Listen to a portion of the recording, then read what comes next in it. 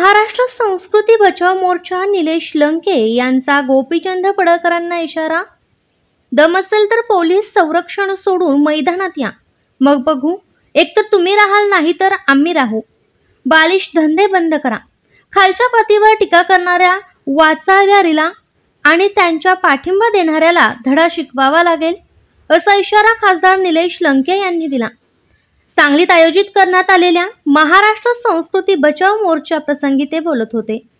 आमदार गोपीचंद पडळकर यांनी लोकनेते स्वर्गीय राजारामबापू पाटील आणि माजी पालकमंत्री आमदार जयंत पाटील यांच्यावर केलेल्या खालच्या पातळीवरील टीकेच्या विरोधात हा मोर्चा काढण्यात आला।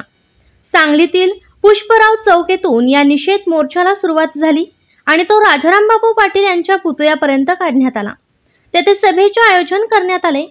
मोर्चा दरम्यान पडळकर यांच्या निषेधार्थ जोरदार घोषणाबाजी करण्यात आली।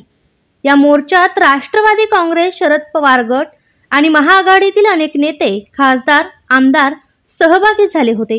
यात प्रदेशाध्यक्ष शशिकांत शिंदे, माजी मंत्री राजेश टोपे, माजी मंत्री विश्वजित कदम, खासदार विशाल पाटील, खासदार धैर्यशील मोहिते पाटील, आमदार जितेंद्र आव्हाड, आमदार रोहित पवार, आमदार अरुण अण्णा लाड, आमदार रोहित पाटील, ज्येष्ठ नेते दिलीप तात्या पाटील, मेहबूब शेख आदींसह अनेक मान्यवरांचा सहभाग होता।